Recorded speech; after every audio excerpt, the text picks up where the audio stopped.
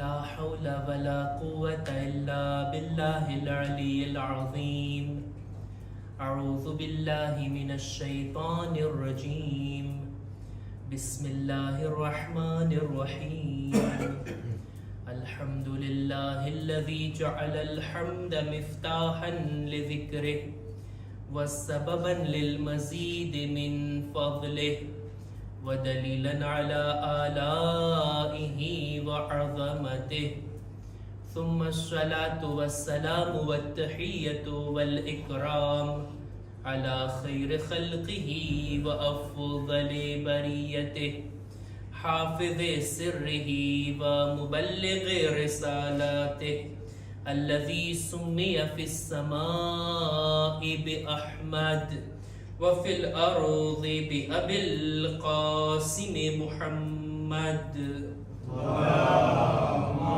صل على محمد وعلى أهل بيته الطيبين الطاهرين المعصومين المظلومين ولعنة الله على أعدائهم أجمعين أما بعد فقد قال علي بن الحسين عليه السلام انتظار الفرج من أعظم الفرج صلوات بر محمد وآل محمد اللهم صل على محمد وآل محمد माह शाबाननी एक अजीम मुनासिबत हमणा पसार થઈ અને હજી પણ આપણે આ મુનાસિબતની ખુશી મનાવી રહ્યા છીએ એ છે આપણા જમાનાના ઇમામની મુબારક વિલાદત એમની મારિફત મેળવવાના એમની સાથે તજદીદ બૈઅત કરવાના અને ઇમામની નુસરત અને મદદની તૌફીક માંગવાના આ બધા દિવસો છે જમાનાના ઇમામના ગૈબતના અંદર આપણે છીએ અને દેખીતી વાત છે આ ગૈબતના જમાનામાં જ્યાં ઇન્સાનના ઈમાનનો દરજ્જો એટલો વધારે છે ગૈબતમાં કોઈ બા ઈમાન રહે તો એનો દરજ્જો એટલો બુલંદ છે ગૈબતના જમાનામાં કોઈ દીનદાર બાકી રહે એનો મર્તબો માસૂમીને વધારે બયાન કર્યો છે સાથોસાથ ગૈબતના જમાનામાં મુઅમિનની જવાબદારીઓ પણ વધી જાય છે જવાબદારી પણ વધી જાય છે જો ગૈબતે ઇમામે ઝમાના થોડુંક આજના મજલિસની અંદર બલકે આજની મહેફિલની અંદર આપણે ઇમામની ગૈબતના બારામાં અને ગૈબતની અંદર આપણી શું જવાબદારી છે એના બારામાં થોડુંક મુખ્તસર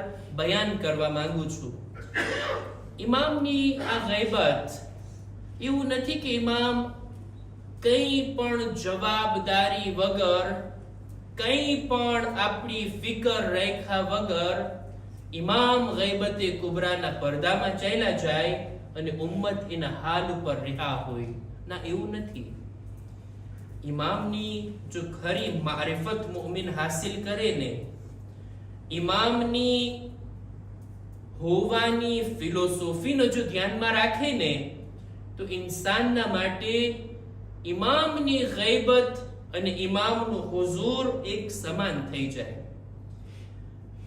અત્યારનો જમાનો કે જે આપણે આપણા ઇમામને નથી જોઈ શકતા ઇમામ ક્યાં છે એ પણ આપણને ખબર નથી વિચાર કરીએ જો છઠ્ઠા ઇમામના જમાનામાં ઈ શિયાઓ કે જે દૂર દૂર રહેતા હોય ઈ લોકોએ ક્યારેય મદીનાની સફર ના કરી હોય ઈ લોકોએ પણ ઇમામને નથી જોયા ફરક ઈ લોકોમાં ને આપણામાં ઈ છે કે ઈ લોકોને ખબર હતી કે અત્યારે છઠ્ઠા ઇમામનો જમાનો ઈ આપણા ઇમામ છે અને ઈ મદીનામાં છે ભલે આપણે એમને નથી જોયા અને આપણે અત્યારે ગૈબતના જમાનામાં આપણે પણ જાણીએ છીએ આપણે એક ઇમામ છે પણ ક્યાં છે એ આપણને ખબર નથી ઇમામની આ ગૈબતની અંદર ઇમામની મારિફત ઉપર વધારે ભાર મૂકવામાં આવે એટલે શું મારિફત એટલે શું એટલે એ કે ઇન્સાનના દિલમાં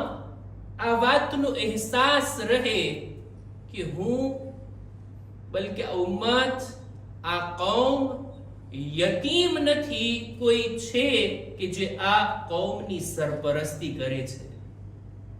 દરેક ઇન્સાન એમ વિચાર કરે જોઈએ કે હું અત્યારે આ દુનિયામાં એકલો નથી, મારા ઇમામ છે જે મારી જિંદગી વિશે ખબર રાખે છે, એમને જાણકારી છે. હું અત્યારે કઈ હાલતની અંદર છું, ઇમામ એને જાણે છે. શું આવો અહેસાસ મારા દિલમાં છે? મારિફત હોય ને તો આ અહેસાસ દિલમાં હોય. મારિફત હોય ને તો આ અહેસાસ દિલમાં હોય કે અત્યારે જે કંઈ પણ અલ્લાહની નેમતો મને મળી રહી છે, ઇમામની દુઆ મારા શામિલે હાલ છે કે અત્યારે આ દીનદારી જેવી નેમત, તૌફીક જેવી નેમત મને નસીબ થઈ. સાથોસાથ આ વાતનો પણ અહેસાસ થાય કે કેટલી મુસીબતો, કેટલી બલાઓ, પરેશાનીઓ દુનિયામાં આપણી તરફ આવી રહી છે. ઇમામની દુઆથી આ મુસીબતો આપણા ઉપરથી ટળી જાય છે. કેટલા ખતરનાક એક્સિડન્ટથી આપણે બચેલા છીએ, કેટલી બીમારીઓમાંથી આપણે બહાર નીકળેલા છીએ. અને આ કૌમના, આ મઝહબના દુશ્મનો ઓછા નથી. ક્યારના નિસ્તો નાબૂદ કરી દીધા હોત. કોઈની દુઆ છે, કોઈની બરકત છે કે આપણું વજૂદ આ દુનિયામાં બાકી છે. આ વાતનો અહેસાસ દિલમાં, આ છે મારિફત, આ છે મારિફત. અને આટલું જ નહીં, એક વાતનો ઈ પણ અહેસાસ દિલમાં હોવો જોઈએ કે દર શબે જુમાના આપણા નામે આ માલને ફરિશ્તાઓ ઝમાનાના ઇમામની ખિદમતમાં લઈ જાય છે. શું શું આપણે કર્યા, આખો એનો રિપોર્ટ ઇમામની સામે હોય. આપણે શું મોકલા છીએ, આપણે શું આપણા નામે અમાલમાં લખાવ્યા છીએ, એનો વિચાર આપણે કરવાનો છે. હું જે કંઈ કરું છું, ફરિશ્તા લખે છે, એને ઇમામ આ દુનિયામાં જ વાંચશે. ઇમામ મારા કામોથી જાણકાર છે, અજાણ નથી. આવો અહેસાસ દિલમાં થાવો ને, એ છે મારિફત. ઇન્સાન ગમે તેટલો ઇમામને ઓળખતો થઈ જાય, જેટલો પોતાની મારિફતને વધારતો જાય, પોતાના દિલમાં અહેસાસને પેદા કરતો જાય, જાણે એવો થઈ જશે કે અત્યારે ગૈબતના જમાનામાં નહીં, બલકે ઇમામના હુઝુરના જમાનામાં છે. આ વાત હું નથી કહેતો, આપણા ચોથા ઇમામ, ઇમામે ઝૈનુલ આબિદીન અલૈહિસ સલામ,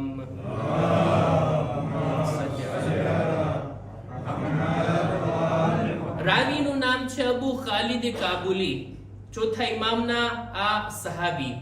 ચોથા ઇમામ 12મા ઇમામની ગૈબતનો જિક્ર કરે છે આ રાવીની સામે.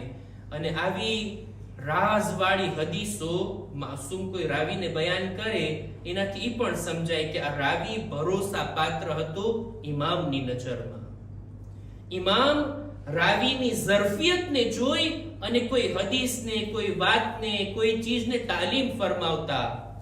દુઆએ કુમૈલ મૌલા અલી બીજા કોઈને નથી આપી, કુમૈલને અતા કરી. ચોથા ઇમામે દુઆએ અબુ હમઝા સેમાલી બીજા કોઈને નહીં, અબુ હમઝા સેમાલીને અતા કરી. સામેવાળાની ઝરફિયતને જોઈ. અમુક બાબતો જનાબે અબુ ઝરને રસૂલે ખુદાએ બયાન કરી, અમુક બાબતો જનાબે સલમાને ફારસીને બયાન કરી. એ વાત જેટલી બુલંદ હોય ને, ઓલા રાવીનો પણ એટલો જ મર્તબો ઇમામની નજરમાં છે, એ સાબિત થાય. અબુ ખાલિદ કાબુલી ચોથા ઇમામ, એની સામે 12મા ઇમામનો જિક્ર કરતા ફરમાવે છે કે તમતદ્દુલ ગૈબતુ બિવલિયલ્લાહ અઝ્ઝ વજલ الثاني عشر من اوصياء رسول الله صلی اللہ علیہ وآلہ والائمۃ بعدہ. રસૂલના નામ પર એક બાવાઝ બુલંદ સલવાત.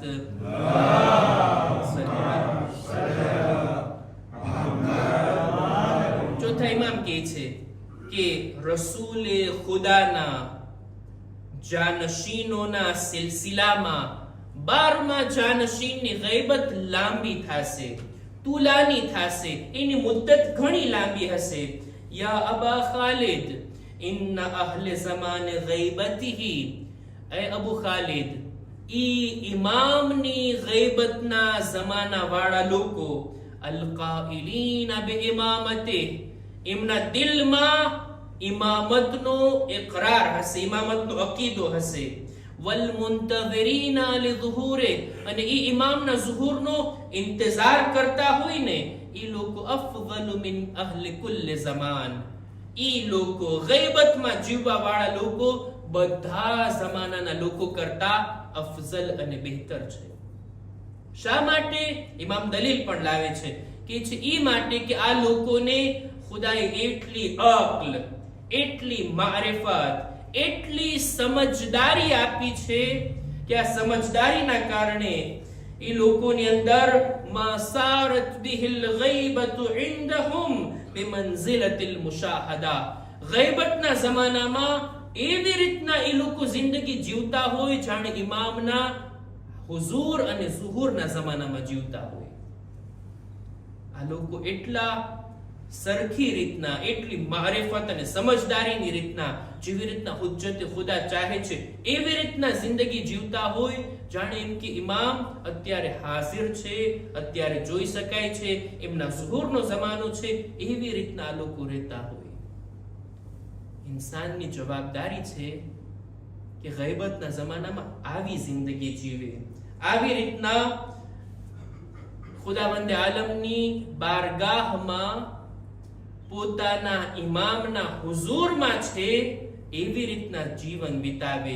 અને ત્યારબાદ કહે છે આવા લોકો એ છે કે જેઓ ખુદાવંદે આલમ એને એવો મર્તબો અને મંઝિલત આપે છે જાણે કે લોકો રસૂલે ખુદાની સાથે જિહાદમાં શિરકત કર્યા હોય. આ લોકો ખાસ મુખલિસ છે, આ સાચા શિયા છે, અને આ ઈ લોકો છે કે જેઓ લોકોને, બીજા લોકોને અલ્લાહના દીન તરફ દાવત આપે છે. આ હતી ચોથા ઇમામની હદીસ. મારે જે બયાન કરવું છે તે આ કે ગૈબતના જમાનામાં પોતાની મારિફતને વધારીએ, એવા બનીએ કે જાણે હમણાં જ ઇમામના ઝુહુરમાં આપણે જિંદગી જીવતા હોય. અને એના માટે પોતાને તૈયાર કરવાનો છે, પોતાને આમાદા કરવાનો છે. દરેક રીતના રૂહાનિયતના જરિયાથી ફિક્ર, વિચાર, ઇલ્મ, અક્લ, શુઉર, સમજદારી, તકવા, આ બધા મેદાનમાં ઇન્સાનને જોઈએ કે પોતે આગળ વધે અને આ બાબતનો વિચાર કરે. જોઈએ જેવો ઇમામ મને જોવા માંગે છે, શું હું એવો બની શકું છું? અત્યારે ઇમામના ઝુહુરની હું તમન્ના કરું છું ને કે એ મૌલા તમારું ઝુહુર જલ્દી થાય. વઅજ્જિલ ફરજહુમ આપણે કહેતા હોય ને, ઇમામની ફરજમાં, ઝુહુરમાં જલ્દી થાય. જલ્દી તો થશે.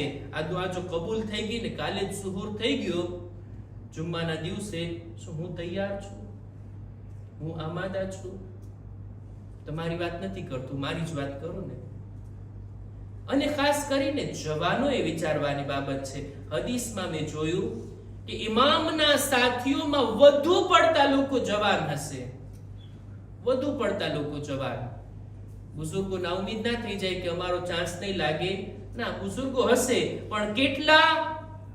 શાકમાં નિમક બરાબર, આંખમાં આંજણ બરાબર. બાકી વધુ પડતા હશે જવાનો.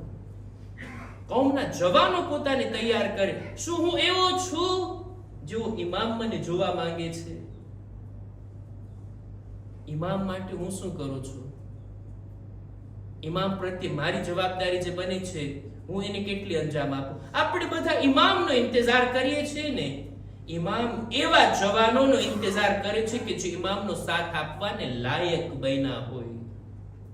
એક નમૂનો બયાન કરીને હું વાતને પૂરી કરીશ. જનાબે ઈસાનો જમાનો, એક વાક્ય મશહૂર છે, ખારકનનો વાક્ય. જનાબે ઈસાનો જમાનો. જનાબે ઈસા, એમની સીરતમાં એ હતું કે અવારનવાર સફર કરતા, પગપાળા કેટલી સફર કરતા અને લોકોની હિદાયત માટે જતા. એમની સાથે એમના સાથીઓ પણ હોતા, હવારીયુન. એક જગ્યા ઉપર સફર કરતા કરતા શહેરની બહાર, શહેરમાં દાખલ થવાની પહેલા એમના સાથીઓને ખજાનો જડી જાય છે. ખજાનો મેળવી લીધા. જનાબ ઈસાને કહે છે, એ નબી ઈસા, અહીંયા રોકાઈ જાઓ ને, આ ખજાનો એટલું બધું પડ્યો છે, જમા કરી લઈએ. એમને મૂકીને થોડું આગળ વધાય. જનાબે ઈસા કહે છે તમારે રોકાવ હોય તો રોકાવ, હું મારી સફરને આગળ વધારું છું. તમે આ ખજાનાને જમા કરો, મારો ખજાનો આ શહેરની અંદર છે, હું એની પાછળ જાઉં છું. જનાબે ઈસા એ શહેરમાં દાખલ થયા એકલા.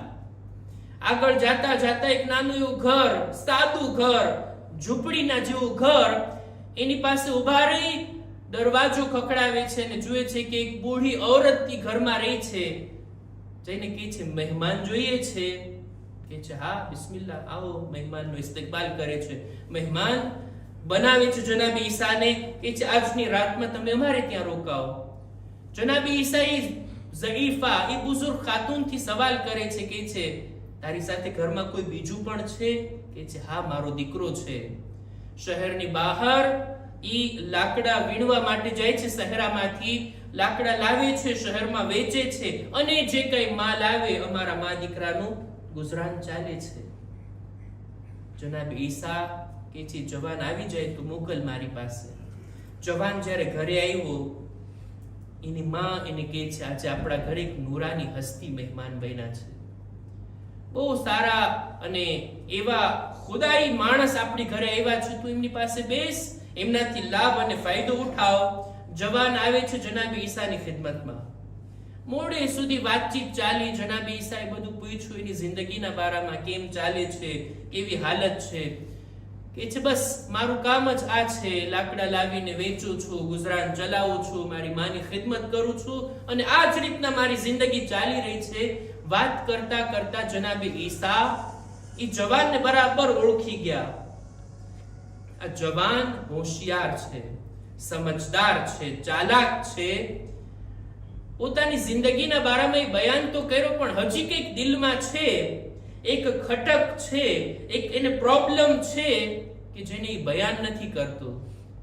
જનાબ ઈસા કહે છે એ જવાન, તારી વાતો પરથી એવું લાગે છે કંઈક તારા દિલમાં છે, તું કઈ દિલમાં છુપાવી રહ્યો છો, તારી કોઈ મુશ્કિલ છે, કોઈ પ્રોબ્લેમ છે, હોય તો બયાન કર, ઇન્શાઅલ્લાહ હું એને હલ કરી આપીશ. એટલે આ જવાન કહે છે મારી એવી મુશ્કિલ છે કે જેને ખુદા સિવાય બીજું કોઈ હલ નથી કરી શકતું. મને તો મુહાલ લાગે છે, એટલે અશક્ય લાગે છે કે મારી આ તમન્ના પૂરી થાય.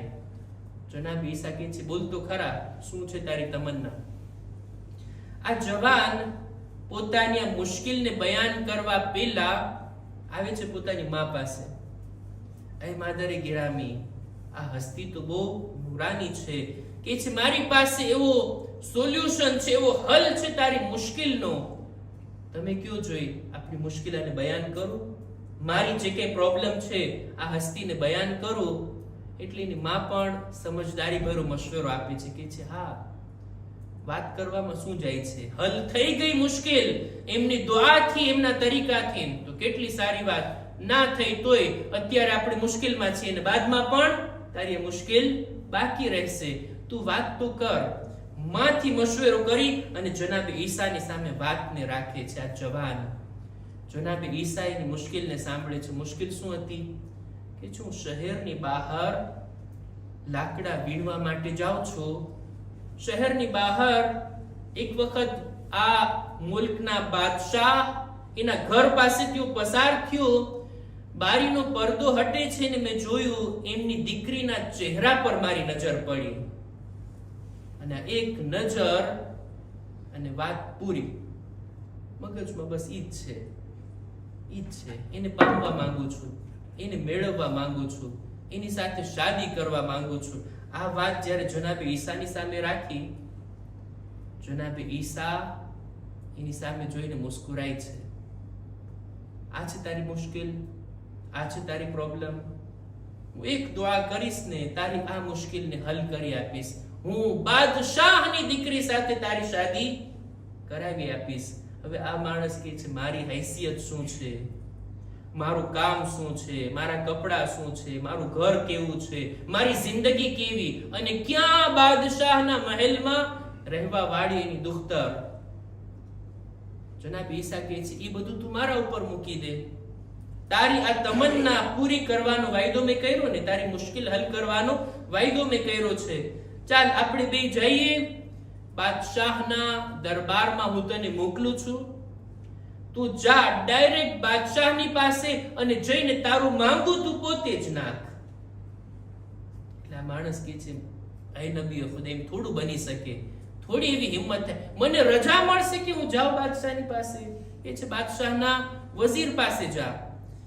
આ માણસ કહે છે કે જનાબ ઈસાના આટલા પ્રોત્સાહન બાદ જાય છે આ જવાન એના વઝીરની પાસે, એના દરબારીઓની પાસે, ને કહે છે મારે બાદશાહની દીકરીનું માંગુ નાખવું છે અને એના માટે હું આવ્યો છું. એટલે આ લોકોએ તો પેલાને જોયા, કયા મોડે તો આવ્યો છો, કઈ હૈસિયતની સાથે આવ્યો છો? પછી દિલમાં વિચાર આવ્યો કે ચાલો ને બાદશાહની પાસે લઈ જઈએ, આનું મજાક ઉડાવવાનો અને હસવાનો એક વિષય બની જશે.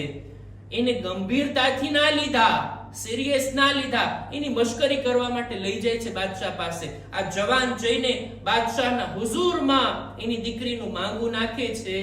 બાદશાહ પણ સમજદાર, ડિપ્લોમેસીથી કામ લઈને એ લોકો ડાયરેક્ટ ના નથી પાડવી, એવી શરત અને શરૂત લગાડી દે કે આ પૂરી જ ના કરી શકે ને.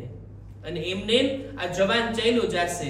જવાનની સામે જોઈને કહે છે, હું મારી દીકરીને એની સાથે શાદી કરીશ કે જે મારા માટે આટલા યાકૂત, આટલા કિંમતી હીરા જવેરાત અને આટલા મોતી અને આટલી કિંમતી પથ્થરો લઈ આવે, એવા પથ્થરો કે જેવા કોઈ પણ બાદશાહના ખજાનામાં ના હોય.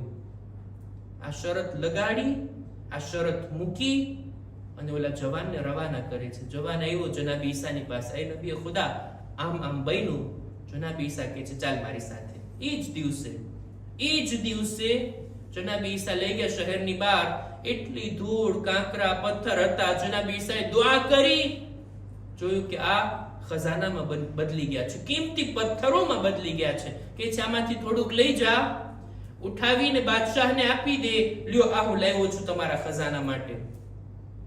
આ જવાને એમ જ કહ્યું. જનાબ ઈસાની દુઆથી બનેલા આ કિંમતી પથ્થરોને લઈને દરબારમાં ગયો, એમની સામે રાખ્યા. બધા લોકો અજબ થઈ ગયા. બાદશાહ કે છે આપણે તો ટાળવા માટે આ વાત કીધી હતી, આ એ તો ખરી રીતના બતાવી આપ્યું. વળી પાછો બાદશાહ કે છે ના આટલું કાફી નથી, હજી વધારે લઈ આવ. શાયદ વધારે ન લાવી શકે અને આ ચાલ્યો જાય. આ જવાન જાય છે જનાબે ઈસા પાસે. જનાબે ઈસા કહે છે જા હજી વધારે ભરી લે અહીંયાથી. હજી વધારે લઈને જાય છે. લઈ ગયો જનાબે ઈસાની દુઆથી આ બનેલા કિંમતી પથ્થરને.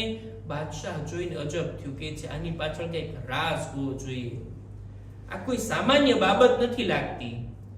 એકાંતમાં બાદશાહી જવાનને બોલાવીને બધી વાત પૂછે છે. આ જવાને પૂરેપૂરી હકીકત બયાન કરી દીધી અને બાદશાહ સમજી ગયો કે આ હસ્તી જેની દુઆથી આ પથ્થરો સામાન્ય પથ્થર કિંમતી પથ્થર બની ગયા, કોઈ મામૂલી શખ્સિયત નથી. કે જે ઈ હસ્તીને લાવો, ઈ તમારા નિકાહ પડાવશે અને હું મારી દીકરીની શાદી તારી સાથે કરાવીશ. આ મોકા પર સલવાત તો પડવી પડે ને.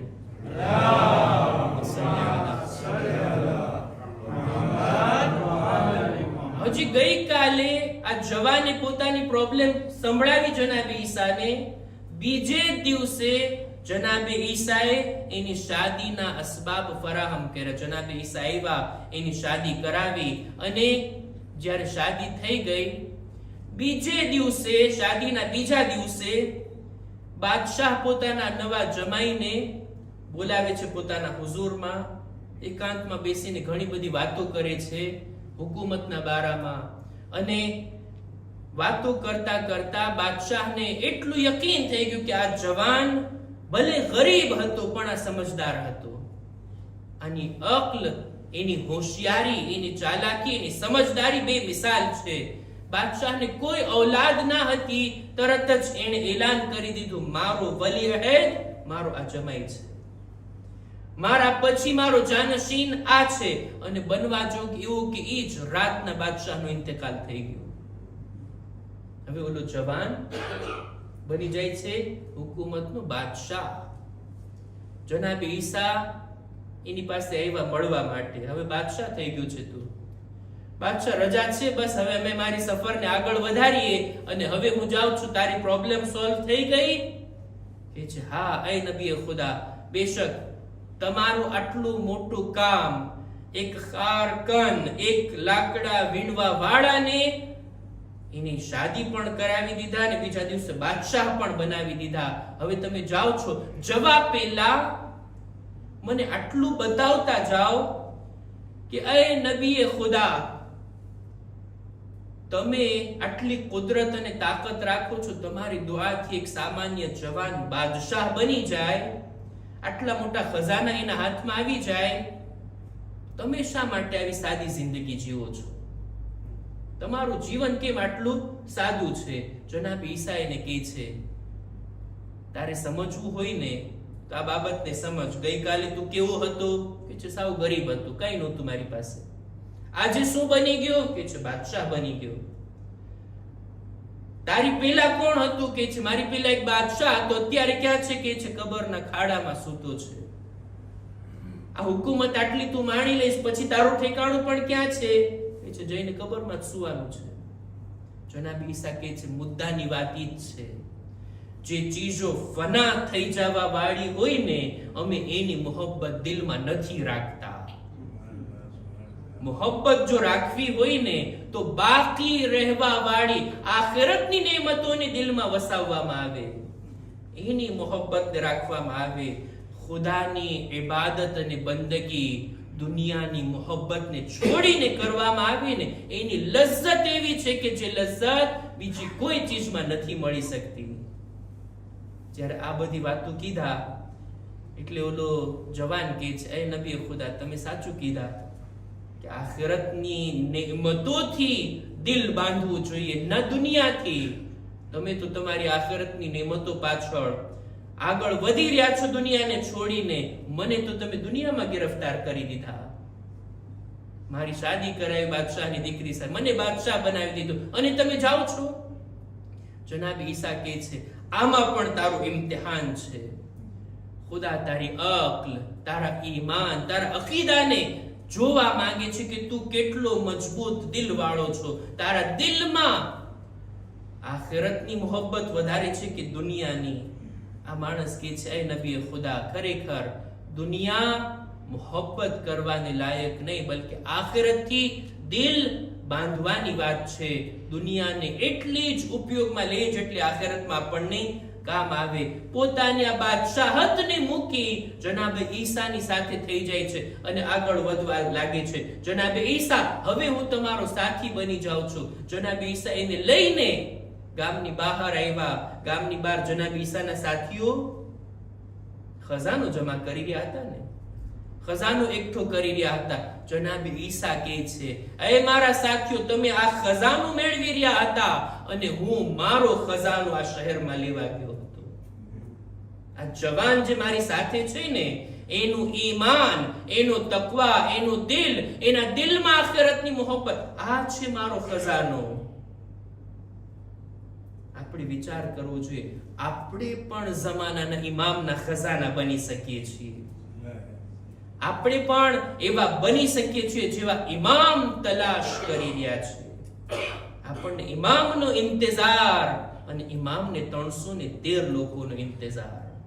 અને ઈ પણ કેવા જેના દિલમાં ઇમામની ખરી મોહબ્બત, ઇમામના નામ ઉપર, ઇમામના કામ ઉપર, ઇમામના મિશન ઉપર કઈ સેક્રિફાઈસ અને કુરબાની આપવાનો જજ્બો, ઈ તો બતાવીએ, ઈ તો દેખાડીએ, ત્યારબાદ કહીએ વઅજ્જિલ ફરજહમ. ખુદાની બારગાહમાં દુઆ ગુજારીએ છીએ, પરવરદિગારા, અમોને ઇમામના ખરા ઇંતજાર કરવા વાળાઓમાં શુમાર ફરમાવ. પરવરદિગારા, જમાનાના ઇમામના દિલને અમારા આમાલથી રાજી અને ખુશનૂદ ફરમાવ. પરવરદિગારા, દરેક મુમિનીન મુમિનાતની નેક હાજાતને પૂરી ફરમા. ખુદાયા, શબે જુમા છે, અમારા મરહુમીનની મગફિરત ફરમા. ખુદાયા, અમારા મા બાપના ગુનાહોને માફ કર. અમારી ઔલાદને નેક તૌફીક નસીબ કર. જેઓ બીમાર છે શિફા અને તંદુરસ્તી અતા કર. ઇમામના ઝુહૂરમાં તાજીલ ફરમા. અમારો શુમાર એમના સાથીઓમાં કર. રબ્બના તકબ્બલ મિન્ના ઇન્નકા અંતસ સમીઉલ અલીમ.